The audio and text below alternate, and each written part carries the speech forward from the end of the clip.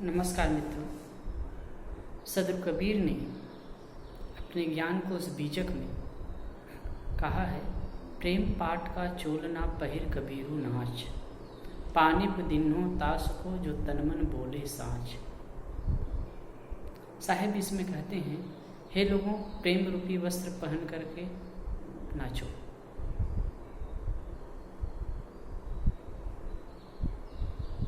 प्रकृति सत्ता उसी के जीवन में चमक देती है जो तन से, मन से और वाणी से सच्चा होता है। प्रेम रूपी वस्त्र का चोलना पहन करके नाचो। अलंकारिक ढंग से साहिब कहते हैं, प्रेम का कोई वस्त्र नहीं होता मित्रों जिसे पहन करके नाचा जाए। इसका तात्पर्य है कि प्रेम पूर्वक व्यवहार करो। जीवन में जो भी काम करते हो प्रेम पूर्वक करो।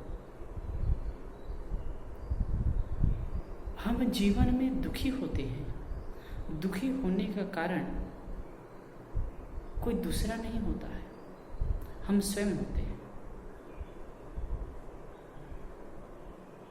एक बात समझना होगा, हम प्रेम सबसे चाहते हैं।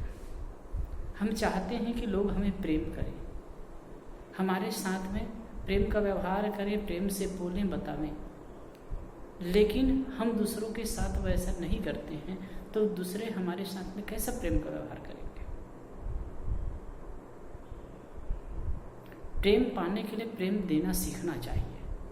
प्रेम दे करके ही प्रेम पाया जा सकता है। ये अद्भुत गणित है। यदि आप तुतकारते रहेंगे, लोगों के साथ में द्वेष भाव रखेंगे, लोगों से घृणा रखेंगे, लोगों से वैमनस्य रखेंगे, थोड़ी थोड़ी बातों में नुक्ताचीनी करते रहेंगे और असहयोग की भावना रखेंगे, तो कोई आपसे प्रेम नहीं कर सकेगा। प्रेम करने के लिए, प्रेम पाने के लिए बड़ों के प्रति आदर का भाव हो, छोटों के प्रति स्नेह का भाव हो, बराबर वालों के प्रति प्रेम और सम्मान का भाव हो, तो हम प्रेम पा सकते हैं। और ये समझना होगा, ये दुनिया में जो देते हैं वही मिलता है। खेत में हम जो बीज डालते हैं ना, वही बीज फसल के रूप में हमें प्राप्त होता है। यदि हम खेत में गेहूं बोते हैं तो गेहूं मिलता है, धान बोते हैं तो धान मिलता है। यदि आम बोते हैं तो आम होता है। इसी प्रकार से इस संसार रूपी, इस प्रकृति रूपी खेत में जो हम बोते हैं, जो देते हैं, वही हमको मिलता है। कितने लोगों की शिकायत होती है। एक मैं अजीब बात बताऊं, जब शादी विवाह होती है, आजकल तो बहुत ज़्यादा शादी हो रही है, तो प्रेम विवाह होता है। लोग एक दूसरे से प्रेम करते हैं, अब प्रेम विवाह करके रहते हैं। कुछ दिन तो स्वर्ग ऐसा लगता है और कुछ ही दिन में नरक सा हो जाता है। पहले जो एक दूसरे को देखे बिना रह नहीं पाते थे, वही लोग अब एक दूसरे को देखना नहीं चाहते। एक ही घर में रहते हैं, एक ही छत के नीचे रहते हैं, एक ही रूम में रहते हैं, एक ही पलंग में रहते हैं, लेकिन 36 का आंकड़ा आता है। क्यों होता है? प्रेम किए थे, एकाएक प्रेम क्यों घट गया? हमेशा याद रखनी चाहिए, जहां वासना अधिक है वहां प्रेम कभी नहीं टिक सकता। हम वासना को ही प्रेम का नाम दे देते हैं और उसको बदनाम करते हैं। वास्तव में प्रेम में समर्पण होता है, प्रेम में त्याग की भावना होती है, प्रेम में एक दूसरे का ख्याल करना होता है, प्रेम में एक दूसरे का दर्द का एहसास होता है। और जहाँ केवल वासना होती है, मोह होता है, वहाँ केवल अपनी आकांक्षा की पूर्ति हम देखते हैं। अपनी आकांक्षा की पूर्ति हो तो अच्छा है, तब हम प्रेम करेंगे, और ना हो तो नहीं करेंगे। और यही बनियाईपन में, यही सौदेबाजी में प्रेम टूटता है। यदि हम किसी के चाम को देखकर, किसी के सौंदर्य को देखकर ललायित होते हैं, आकर्षित होते हैं, तो वो प्रेम नहीं है साहब। और इसी को आज प्रेम का नाम दिया जा रहा है, और इसीलिए लोग धोखा खा रहे हैं। अब कुछ ही समय बाद प्रेम टूट रहा है, एक दूसरे की हिंसा हत्या पर उतारे हो जा रहे हैं। प्रेम एकाएक टूट कैसे गया? रामचरितमानस की, रामायण की, रामचरितमानस में तो नहीं है, कुछ कोई दक्षिण के रामायण लेखक ने इस बात को लिखा है और बड़ा महत्वपूर्ण ढंग से इसको उकेरा है, बड़ा अच्छा लगता है। बात उस समय की है जिस समय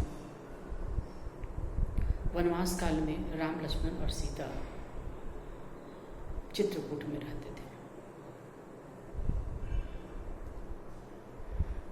एक दिन गर्मी का समय था, खूब प्रचंड गर्मी पड़ रही थी। जंगल एकदम वीरान शुष्क सा लग रहा था, उखड़ा उखड़ा, मानो कि किसी ने आग लगा दी हो। और नीचे बैठ करके वहाँ पर जहाँ कुटिया थी वहीं पे वट वृक्ष था, उसमें हरियाली बनी थी और उसी के नीचे वो लोग बैठे थे, माता सीता और श्री रामचंद्र। लक्ष्मण थोड़ा दूर कुछ कर रहे थे। इसी में दोनों के बीच में थोड़ा से नोकझोंक होता है, मीठी नोकझोंक। तो श्री रामचंद्र जी माँ सीता को कहते हैं कि सीते देखते हो, इस जंगल में सब जगह शुष्कता है, कोई जगह हरियाली नहीं है, सब जगह एकदम सूखापन, वीरान सा लगता है, मानो कि किसी ने आग लगा दी। लेकिन जिस पेड़ के नीचे हम बैठे हैं, इस पेड़ में हरियाली है। जानते हो इसमें हरियाली क्यों है? इसका कारण क्या है? तो सीता ने कहा, क्या है प्रभु? तो कहे कि इस पेड़ में हरियाली है एक बेली के नाते। ये बेली चढ़ी हुई है ना, और बेली की वजह से इस पेड़ में हरापन है, इसके नीचे छाया है। ये पेड़ कितना सौभाग्यशाली है। अगर ये बेली नहीं चढ़ी होती तो ये भी और वृक्षों की भांति एकदम खाखर हो गया होता, शुष्क हो गया होता। लेकिन बेली की वजह से इनमें लालित्य बाकी है। इसी प्रकार मेरे जीवन में वनवास रूपी कृष्ण आया और तुम मेरे साथ लग गई। मैं कितना सौभाग्यशाली हूँ कि तुम मेरे साथ लगी, इसलिए मेरा जो वनवास का समय है वह भी सुख से कट रहा है। कहो ना, हम कितने सौभाग्यशाली। श्री रामचंद्र जी की बात को सुनकर माँ सीता कहते हैं कि आप कह रहे हैं ठीक है, लेकिन मेरी बात भी सुन लीजिए। इस जंगल में इस वृक्ष पर बेली चढ़ी हुई है, तो आप विचार करें कि इस जंगल में और भी तो बेली रही होगी, लेकिन उसका अस्तित्व क्यों नहीं है?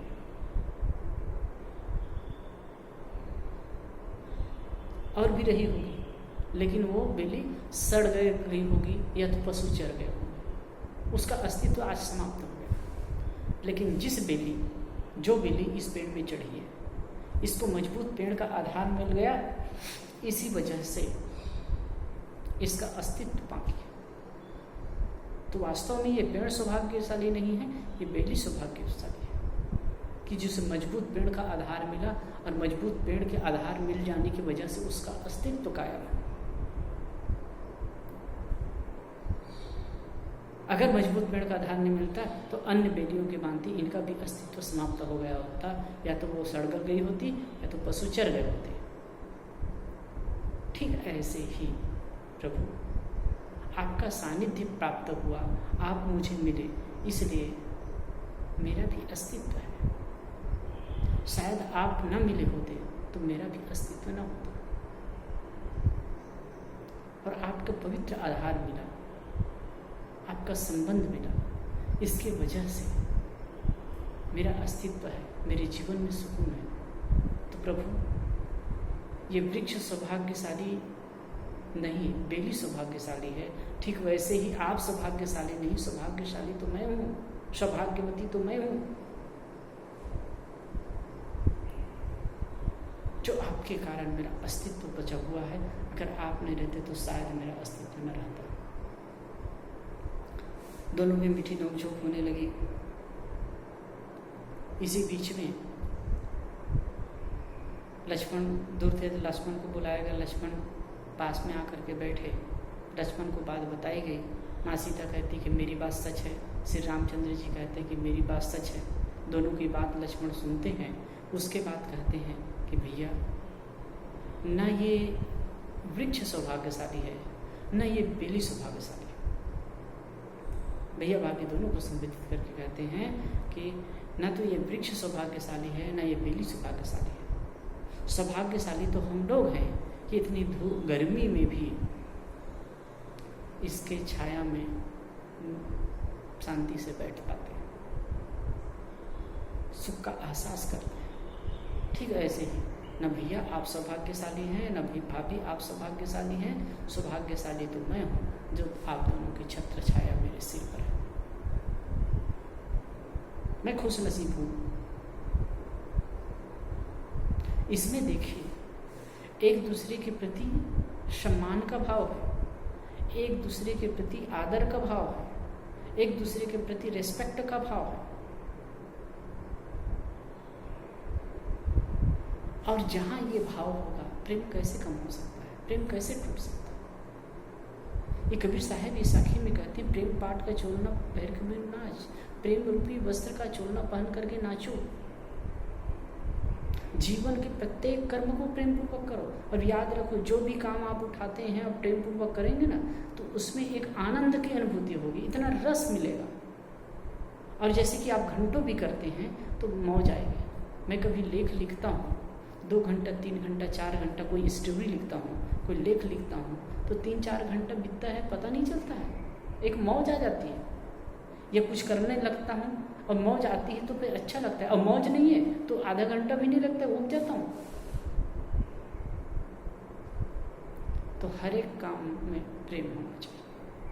और दुनिया से प्रेम प्राप्त करना है, दुनिया से प्रेम पाना है, तो बिना शर्त प्रेम करना सीखिए।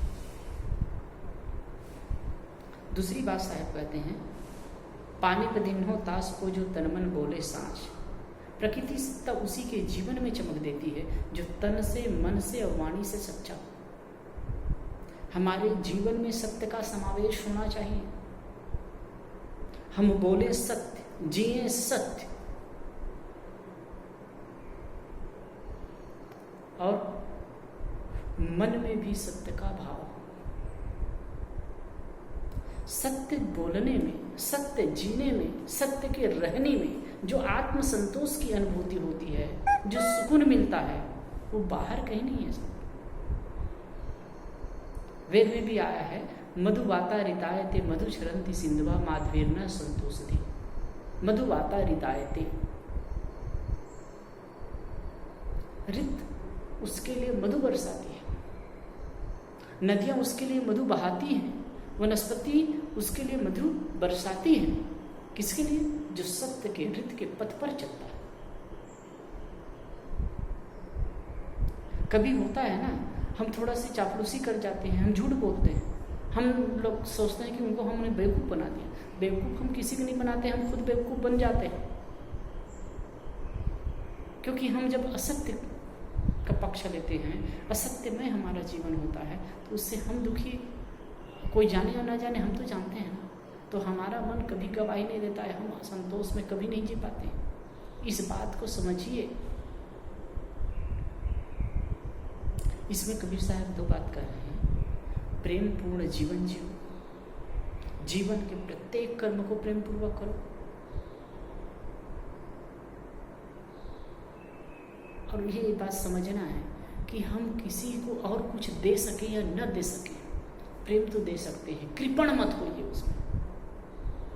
अब बिना शर्त प्रेम लुटाइए। किसी ने बहुत सुंदर कहा है, यदि आप घर से निकलते हैं मंदिर जाने के लिए और कोई रोता हुआ कोई बच्चा मिल गया और उसको पुचकार करके उसे हंसा दिए, तो समझो कि मंदिर जाने का और पूजा करने का फल आपको मिल गया। कोई बात कर रहे हैं, अपना दुखड़ा सुना रहे हैं और उसको नज़रअंदाज करके चले गए तो उनको बुरा लग जाएगा। अगर प्रेम से उनकी बात को सुन लीजिए और 2 शब्द उनको सांत्वना दे दीजिए, उनको सुख मिल जाएगा। 2 दिन की ज़िंदगी है भैया, कब क्या हो जाएगा कोई ठिकाना नहीं है। इसलिए सबके साथ प्रेम का व्यवहार कीजिए। यह घर तो है प्रेम का, खाला का घर ना है, शीश उतारे भूमि धरे तब बैठो घर में। प्रेम में त्याग चाहिए। और आज के युवा साथियों को भी मेरा अपील है, यदि आप सचमुच में प्रेम को समझते हैं ना, तो एक दूसरे का ख्याल रखिए। हम स्त्री और पुरुष का, लड़की और लड़के का आपसी शारीरिक संबंध को ही प्रेम मान लेते हैं, वो प्रेम नहीं है। समझिए इस चीज को, वह प्रेम नहीं है। हम एक दूसरे का ख्याल रखते हैं, एक दूसरे के दुख दर्द में सहायक होते हैं, वो भी प्रेम है।